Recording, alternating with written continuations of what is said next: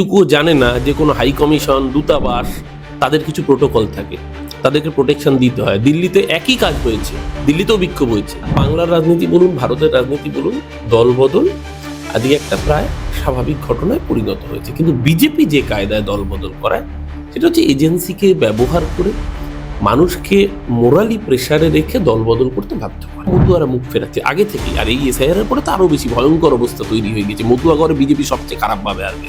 তৃণমূল কংগ্রেস তো সমুদ্রের মধ্যে যদি আরো জল সংযোজিত হয় তাহলে সমুদ্রের জন্য সেটা ভালোই হবে, খারাপ কেন হবে? কন্টিনিউয়াস এই প্রেসার, মানসিক নির্যাতন তিনি নিতে পারছেন না।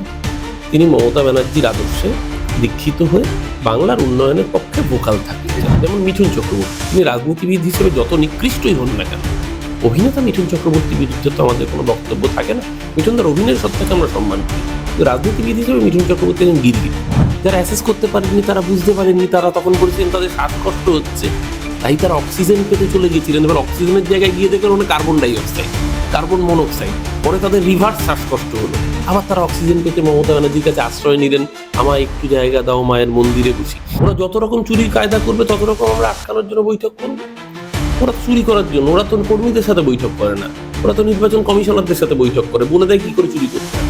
আমরা কর্মীদের নিয়ে সেই চুরিটা আটকাই। আজও বেগবাগানে হিন্দু সনাতনীদের বিক্ষোভ, সেখানে ডেপুটেশন দিতে যাচ্ছেন বাংলা হাই কমিশনে। তো বারবার যেটা অভিযোগ উঠছে যে পুলিশ তাদেরকে রুখে দিচ্ছে, পুলিশের বিরুদ্ধে ক্ষোভ। আপনাদের পুলিশ, আপনাদের সরকার কি বলবেন? পুলিশের ওপরে বারবার বেশ করেছে, পুলিশ রুখেছে, বেশ করেছে। এই আহাম্মকের দল এটুকুও জানে না যে কোনো হাই কমিশন, দূতাবাস, তাদের কিছু প্রোটোকল থাকে, তাদেরকে প্রোটেকশন দিতে হয়। দিল্লিতে একই কাজ হয়েছে, দিল্লিতেও বিক্ষোভ হয়েছে। দিল্লির বাংলাদেশ হাই কমিশন অফিসে যখন বিক্ষোভ করছিল, অমিত শাহ পুলিশ ওরকম ঘাট ধাক্কা দিয়ে তুলে দিয়েছে। তাহলে অমিত শাহকে হিন্দু বিরোধী না সনাতন বিরোধী? তাহলে বলুক অমিত শাহ সনাতন বিরোধী, হিন্দু বিরোধী। মূর্খের দল জানেও না যে আন্তঃরাষ্ট্রীয় সম্পর্ক, কূটনৈতিক দৌত্য, ফরেন পলিসি ছাগলের মতো চিৎকার করলেই তো হয় না। আসলে মাথায় গোবর থাকলে যা হওয়ার তাই হয়েছে। আজ দেখলাম আমরা চন্দ্রিমা ভট্টাচার্য এবং আরো দলের জয়প্রকাশ মজুমদার, তার হাত ধরে বিজেপিতে ছিলেন যিনি পাণ্ডু মিত্র অভিনেত্রী, তিনি আপনাদের দলে যোগ দিলেন এবং তিনি যোগ দিয়ে যেটা জানালেন যে ভুল শুধরে নিলেন। তো এই ভুল শোধরানোর সময়টা কি এই ভোটের ঠিক আগেই মনে পড়লো? দেখুন, এইটার উত্তর তো পার্ণদেবী দিতে পারবেন, কিন্তু এটা ঘটনা। পার্ণ মিত্র একজন জনপ্রিয় অভিনেত্রী, তার যোগদানের ফলে নিশ্চিতভাবে দেখুন তৃণমূল কংগ্রেস তো সমুদ্রের মধ্যে যদি আরো জল সংযোজিত হয় তাহলে সমুদ্রের জন্য সেটা ভালোই হবে, খারাপ কেন হবে? প্রথম কথা, পার্ণদেবী বুঝতে পেরেছেন আসলে তাকে সহ একাধিক নেতা নেত্রীকে তো বিভিন্ন সময় বিভিন্নভাবে চাপ দিয়ে বিজেপিতে যোগ দেওয়ানো হয়েছিল। এটা কেউই মন থেকে বিজেপিটা করেনি, এবং পার্ণদেবী জানিয়েছেন যে তাকে বিজেপি প্রেসার ক্রিয়েট করছে। কন্টিনিউয়াস এই প্রেসার, মানসিক নির্যাতন তিনি নিতে পারছেন না। তিনি মমতা ব্যানার্জির আদর্শে দীক্ষিত হয়ে বাংলার উন্নয়নের পক্ষে ভোকাল থাকতে চান। তিনি 2021 সালে যখন বিজেপির টিকিটে দাঁড়িয়েছিলেন বরানগরে, সেখানে তিনি হেরেছিলেন। আপনাদেরই দলে তখন ছিলেন তাপস রায়, তার কাছে এখন যিনি বিজেপিতে রয়েছেন। কিন্তু তারপরে তো পার্ণকে সক্রিয় রাজনীতিতে দেখা যায়নি। তাহলে আপনার এই যুক্তিটা কি খাটছে যে অত্যাচার? দেখুন, বৃত্ত সম্পূর্ণ করতে হয়, জানেন তো।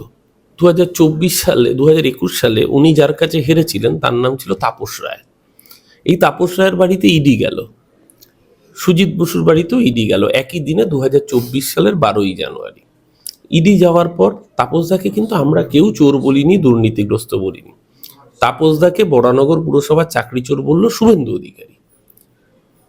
অধিকারী বলল চোর তাপস রায় বরানগর পুরসভায় চাকরি চুরি করেছে। আমি উইথ ডিউ রেসপেক্ট টু তাপসদাকে আমি প্রণাম জানাই। তাপসদার থেকে ছোটবেলা থেকে আমরা রাজনীতি শিখেছি, আমি তাপসদাকে শ্রদ্ধা করি।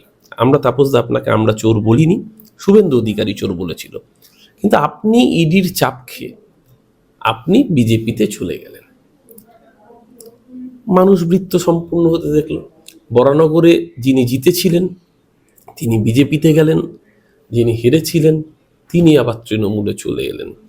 তো রাজনীতিতে এটা বাংলার রাজনীতি বলুন, ভারতের রাজনীতি বলুন, দলবদল আজকে একটা প্রায় স্বাভাবিক ঘটনায় পরিণত হয়েছে। কিন্তু বিজেপি যে কায়দায় দলবদল করায় সেটা হচ্ছে এজেন্সিকে ব্যবহার করে মানুষকে মোরালি প্রেসারে রেখে দলবদল করতে বাধ্য করে। এক্ষেত্রে ঘটনাটা উল্টো। এক্ষেত্রে পার্নমিত্র প্রেশারের মধ্যে ছিলেন, তাকে নিরন্তর চাপ দেওয়া হচ্ছিল, তাতে নাকি তার প্রফেশনাল কেরিয়ারে কাজ করার সময় তিনি পেয়ে উঠছিলেন না, কারণ বিজেপি তাকে এমনভাবে প্রেশার ক্রিয়েট করছিল। সমস্ত দিক বিবেচনা করে প্লাস উনি নিজে রিয়েলাইজ করেছেন যে মমতা ব্যানার্জি সরকার বাংলার মানুষের জন্য যে কাজ করেছে, তার প্রেক্ষিতে উনি প্রায় 1 মাস আগে আবেদন জানিয়েছিলেন মুখ্যমন্ত্রীর কাছে। মুখ্যমন্ত্রী অনুমতিক্রমে এই যোগদান। এবং পার্নো, এটা তো ঘটনা, অভিনেত্রী পার্নো হিসেবে যথেষ্ট দক্ষ অভিনেত্রী। যেদিনকে পার্নো বিজেপির ক্যান্ডিডেট ছিলেন সেদিনও পার্নো দক্ষ অভিনেত্রী ছিলেন। যেমন মিঠুন চক্রবর্তী, তিনি রাজনীতিবিদ হিসেবে যত নিকৃষ্টই হন না কেন, অভিনেতা মিঠুন চক্রবর্তীর বিরুদ্ধে তো আমাদের কোনো বক্তব্য থাকে না। মিঠুনদার অভিনয়ের সত্তাকে আমরা সম্মান করি, কিন্তু রাজনীতিবিদ হিসেবে মিঠুন চক্রবর্তী একজন গিরগিটি। রাজনীতিবিদ হিসেবে মিঠুন চক্রবর্তী অত্যন্ত নিম্নমানের, ধান্দাবাজ, দলবদ্ধ। একটা সময় আগুন খেকো নকশাল ছিলেন, তারপর সুভাষ চক্রবর্তীর হাত ধরে সিপিএম পন্থী হয়েছিলেন। প্রণব মুখার্জি যখন দেশের নাম্বার 2, তখন তিনি কংগ্রেসের সাথে যোগাযোগ রাখতেন। মমতা ব্যানার্জি রেলমন্ত্রী হওয়ার পর থেকে মমতাদির সাথে তিনি ঘনিষ্ঠ হন।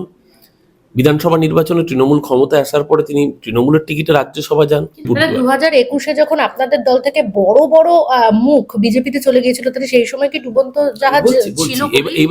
এইবার অনেকে সেটা অ্যাসেস করতে পারেন না, কোন জাহাজটা আসলে ডুবছে আর কোন জাহাজটা আসলে শক্তপোক্ত। যারা অ্যাসেস করতে পারেননি, তারা বুঝতে পারেননি, তারা তখন বলেছিলেন তাদের শ্বাসকষ্ট হচ্ছে, তাই তারা অক্সিজেন পেতে চলে গেছিলেন। এবার অক্সিজেনের জায়গায় গিয়ে দেখলেন ওখানে কার্বন ডাইঅক্সাইড, কার্বন মনোক্সাইড। পরে তাদের রিভার্স শ্বাসকষ্ট হলো, আবার তারা অক্সিজেন পেতে মমতা ব্যানার্জির কাছে আশ্রয় নিলেন, আমার একটু জায়গা দাও, মায়ের মন্দিরে বসি। কিন্তু এবার বিধানসভা নির্বাচনের আগে তো উল্টো স্রোত। যেটা বলছিলাম, আলিপুরদুয়ারে সুমন কাঞ্জিলাল কেন বিজেপি ছেড়ে চলে এলেন? বিজেপি বাংলার বিরোধী। আজকে রানাঘাটের আমাদের বিধায়ক, উপনির্বাচন হলো রানাঘাটে, সেখানে যোগদান করলেন, তিনি উপনির্বাচনে প্রার্থী হলেন, জিতলেন মতুয়াগড়ে। কেন মতুয়ারা মুখ ফেরাচ্ছে আগে থেকেই? আর এই এসআইআর এর পরে তো আরো বেশি ভয়ঙ্কর অবস্থা তৈরি হয়ে গেছে। মতুয়াগড়ে বিজেপি সবচেয়ে খারাপভাবে হারবে এবার। তো পার্নমিত্রর এই যোগদান প্রমাণ করলো যে বিজেপির জাহাজ ডুবছে। বিজেপির জাহাজ ডুবছে বলে যারা একটা সময় বিজেপিতে ছিলেন, নাবিকরা সবার আগে সেই জাহাজ ছেড়ে চলে আসছে। পার্নোকে নিয়ে কি তৃণমূলের সত্যি কোনো লাভ হবে বড়সড়? সময় বলবে। তৃণমূলের তো হেরে এই দলে এলেন, এমন নয় কি যে যেটা ক্যান্ডিডেট পাওনি অনেক। প্রথম কথা হচ্ছে, পার্নোকে নিয়ে তৃণমূলের লাভ না হয়, যদি লোকসানও হয়, তাতে আপনার কোথায় ইন্টারেস্ট আমি তো বুঝতে পারছি না। পার্নোকে নিয়ে কি হবে সেটা মমতা ব্যানার্জিকে বুঝতে দিন না। মানে আপনি বারবার করে বলছেন তো যে পার্নো, আমি বলছি না, আপনি প্রশ্ন করেছেন, আমি তার উত্তরে বলেছি পার্নোকে নিয়ে লাভ হবে না লোকসান হবে সেটা আমার আপনার থেকে ভালো মমতা ব্যানার্জি বোঝেন। এটা বাংলাহানকে না বুঝলেও চলবে। পার্নো মিত্র বাংলার একজন জনপ্রিয় অভিনেত্রী, তিনি মমতা ব্যানার্জির কাছে আবেদন করেছেন। তিনি তার আবেদনের প্রেক্ষিতে মমতা ব্যানার্জি সেই যোগদানে প্রিন্সিপালি সম্মতি দিয়েছেন। আজকে রাজ্যের মাননীয় মন্ত্রী চন্দ্রিমা ভট্টাচার্য তাকে পাশে বসিয়ে সাংবাদিক সম্মেলন করে যোগদান করেছেন। তাতে বিজেপি, গদি মিডিয়া বা আপনাদের বাংলাহান্টের মতো সোচ্চারে থাকা মিডিয়া, তাদের অসুবিধা হওয়ার তো কথা নয়। আমাদের দলের বিষয়ে আমরা বুঝে নেব। বরঞ্চ এটা বোঝা যাচ্ছে যে পার্নমিত্র যোগদানে বিজেপি কার্যত বিড়ম্বনায়। একদমই। আরো অন্য একটা বিষয়, সেটা হচ্ছে যে আজ অভিষেক বন্দ্যোপাধ্যায়ের আবারও মেগা ভার্চুয়াল বৈঠক। এর আগেও অভিষেক বন্দ্যোপাধ্যায় একটা বৈঠক করেছেন ভার্চুয়ালি, এবং তারপর নেতাজি ইন্ডোরে মুখ্যমন্ত্রী মমতা বন্দ্যোপাধ্যায়ও বৈঠক করেছেন, এবং আজ আবারও বৈঠক, এবং আগামী দিনেও আরো বৈঠক রয়েছে।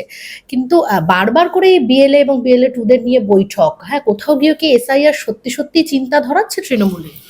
দেখুন, তৃণমূলের চিন্তা ধরায়নি, চিন্তাটা বিজেপির ধরেছে। বিজেপি বলেছিল 1,20,00,000 রোহিঙ্গা মুসলমান।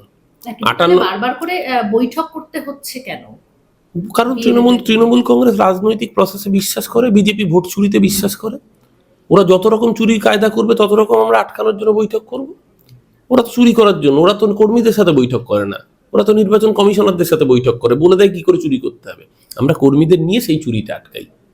স্বাভাবিকভাবেই এখানে এত ডায়ালগ মেরো 58 লক্ষ মানুষের নাম বাদ গেছে, তার মধ্যে প্রায় 28 লক্ষ মৃত ভোটার। বাকিরা সব শিফটেড, ট্রান্সফার, ডিলিটেড। কোথাকার?